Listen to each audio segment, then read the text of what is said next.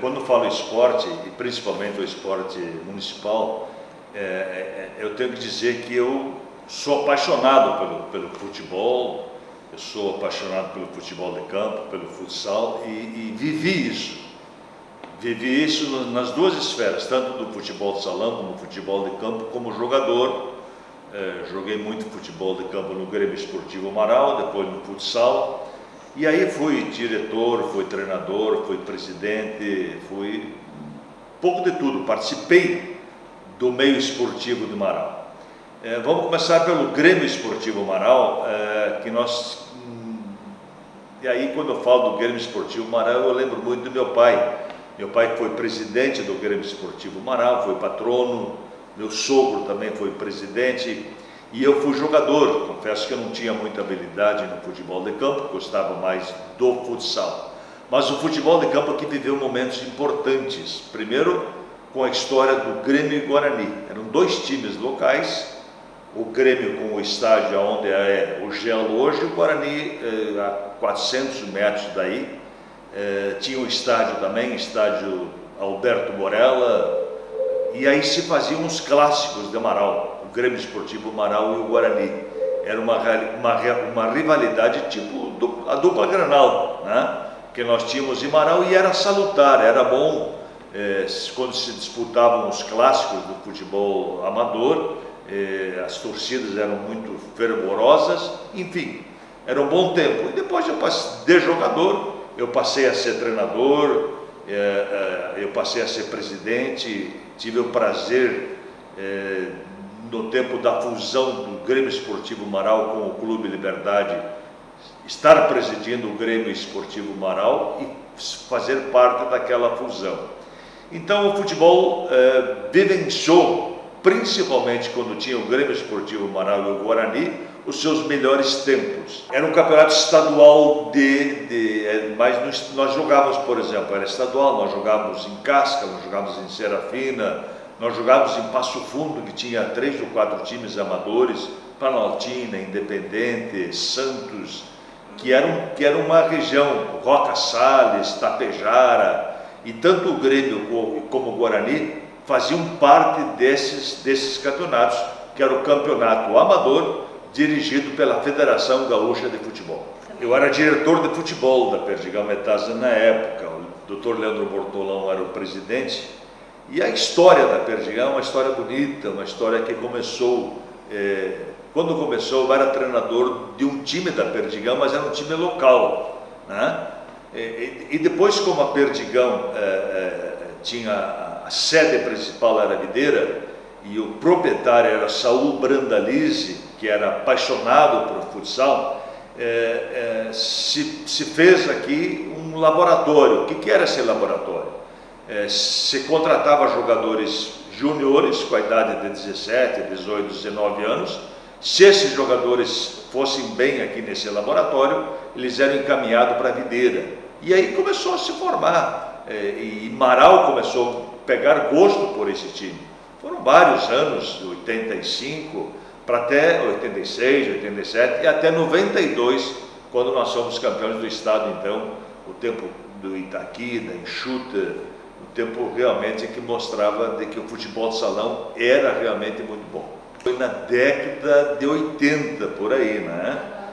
70, 80, e que aí que surgiram os grandes clássicos. Depois o Guarani acabou fechando. Alguns jogadores que jogavam no Guarani vieram jogar no Grêmio Esportivo Amaral, que deu a sequência, e depois até pela falta de investimento, de dinheiro, acabou também o Grêmio Esportivo Amaral encerrando as atividades, mas teve momentos realmente muito importantes. Quando terminou o Grêmio Esportivo Amaral, quando fechou as portas o futebol, aí começou a surgir o futsal. E daí as pessoas que gostavam do futebol de campo, e como o futebol de salão era mais fácil, ele tinha um patrocínio na época que era da Perdigão, se tornou mais fácil para alguma dessas pessoas que cuidavam ou que trabalhavam dentro do futebol de campo irem para o futsal. E aí começou, ao invés do gosto do futebol de campo, que se afastou um pouquinho, começou o futsal do futebol de salão, começou a ganhar corpo. E começou a ganhar, então, aquela história de, bom, não tem futebol de campo, vamos por futebol de salão. Aí surgiu o Ginásio Municipal de Esportes Jatir Francisco Foreste, e eu participei do jogo de abertura como jogador, contra o Internacional. Teve 2 jogos, teve 2 seleções. Uma jogou a preliminar, que perdeu por 1-0, depois a outra jogou partida de fundo 5-1. E o primeiro gol marcado no Ginásio de Esportes foi marcado pelo Ayrton Boles, o Baio, o primeiro gol lá no Ginásio de Esportes. Sempre foi ali. Ali existia um campo de terra, que era do Estado, do Estado. E aí o município acabou fazendo nesse local o ginásio. Nós não tínhamos ginásio. Inclusive, quando eu participava do estadual de futebol de salão, como jogador, nós jogávamos, por exemplo, contra o Pinheiros de Carazinho, o Cercés de Carazinho. Nós íamos jogar em Carazinho 2 partidas. Ou seja, nós ia jogar fora, e quando nós jogávamos aqui, teríamos que jogar aqui, nós não podíamos porque não tinha ginásio. Nós tínhamos que voltar a jogar lá de novo. Então aí que começou a surgir a ideia de se construir também um ginásio de esportes em Marau. O futebol de campo era jogado lá no Gel, onde tem o Gel hoje.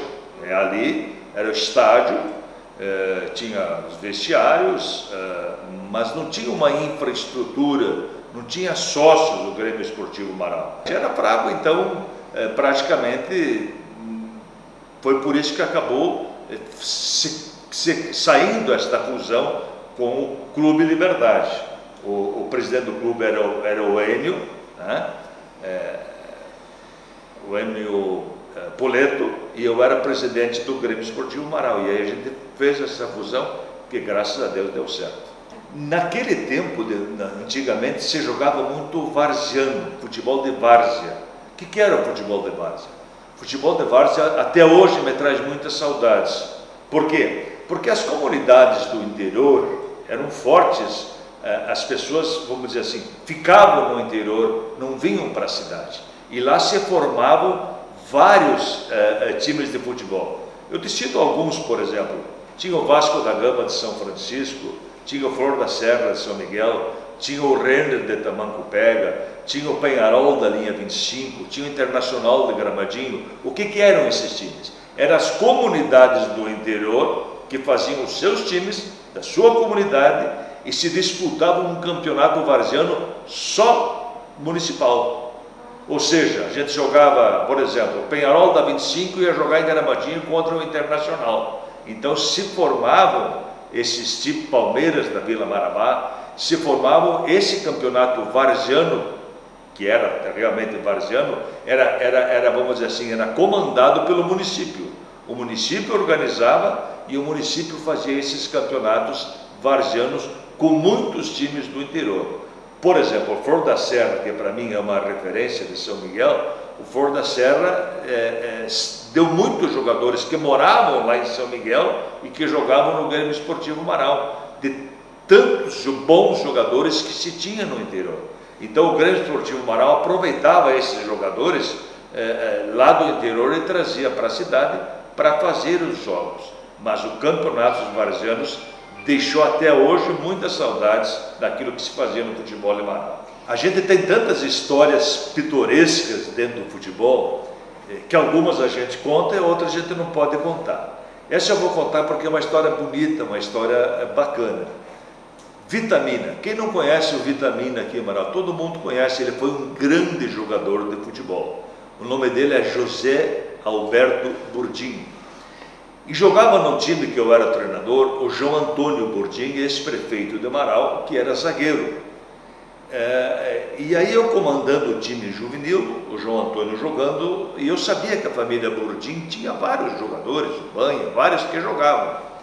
E eu pedi, João, tu não tem alguém mais na família que possa jogar? Ele disse, eu tenho lá no irmão, mas é bem magrinho, é fraquinho, tem 14 anos. Digo, traz ele aqui, vamos ver como é que ele joga. Tá bom.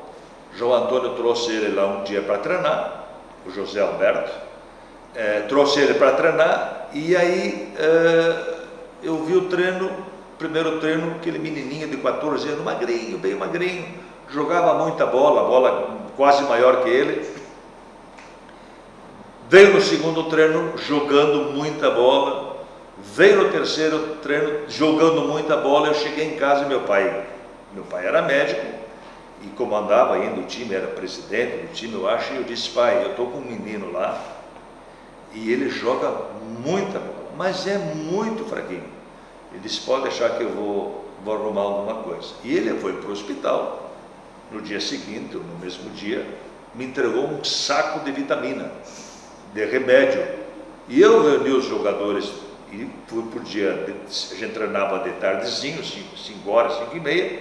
Eu reuni os jogadores, mandei sentar, olhei para o vitamina com aquele saco na mão, plástico, cheio, devia ter lá 30, 40 vezes de vitamina. Disse: José Alberto, esses aqui são vitaminas que você tem que tomar para te fortalecer um pouco, para você desenvolver o teu futebol. E aí, a partir daí, todo mundo começou a chamar ele de vitamina. Daí o apelido do José Alberto Bordim, que foi um grande jogador, depois teve problema de lesão de joelho, mas é um fato que a história conta, né? E às vezes as pessoas não sabem por que chamam ele até hoje de vitamina. Tá aí por que ele é chamado de vitamina. Eu tenho saudades do futebol de campo, né? Eu gosto muito do futebol de campo. O futebol de salão também está aí agora com a MF na Série Ouro, graças a Deus. É um caminho difícil, mas importante, né? E olha, eu tenho certeza que dentro eu aprendi, porque no futebol de campo eu larguei cedo, né? Acho que tinha 30 anos, 28 anos, quando comecei a treinar. Fui treinador do Aldo, fui treinador do Aldo, do Álvaro Trentin, do Zaluar, de vários jogadores que atuaram. E a gente era uma escola lá, né? Tinha o Evaldo Franco, que era diretor de futebol. Você imagina naquela época, não se pagava nada, absolutamente nada. As chuteiras, cada um comprava a sua, né? E lá nós tínhamos regras rígidas. Por exemplo, não treinava, não jogava. Quando nós tínhamos jogo no domingo, tinha horário para os jogadores irem dormir. 11 horas, os jogadores tinham que se recolher. Se fosse às 11h05 e a gente descobria, já não jogava mais. E muitas vezes a gente chegava no vestiário, mesmo não tendo nenhuma denúncia, a gente dizia: olha, tem gente aqui dentro que foi dormir depois das 11, vamos se acusar, senão vai ser pior. Mas a gente não sabia, a gente pescava. E de repente aparecia um gaiato, vai dizer: eu fui dormir às 11h15. Nós não queríamos saber, Evaldo Franco, Nelson Paese, nós não queríamos saber se era titular ou não. Tinha quebrado a regra, ele era dispensado na hora. E às vezes a gente não sabia, e às vezes a gente sabia. E aí eles mesmos se denunciavam. Então tu imagine hoje aquela meninada de 17, 18 anos, no auge da juventude, ter que dormir às 11 da noite porque tinha um futebol no dia seguinte. E para não ganhar nada, jogavam de graça, absolutamente nada. Então essas coisas marcaram muito aí. E hoje eu me encontro com eles, já pais de família, alguns até avós, e eles dizem: olha que tempo bom, que aprendizado que nós tivemos, porque realmente a coisa era muito rígida e se cobrava muito. O que nós dávamos em troca? Uma organização, um bom ensinamento, o caminho que realmente as pessoas deviam seguir. E eu tenho muitas saudades e tenho muito orgulho daquele tempo lá. TV Folha.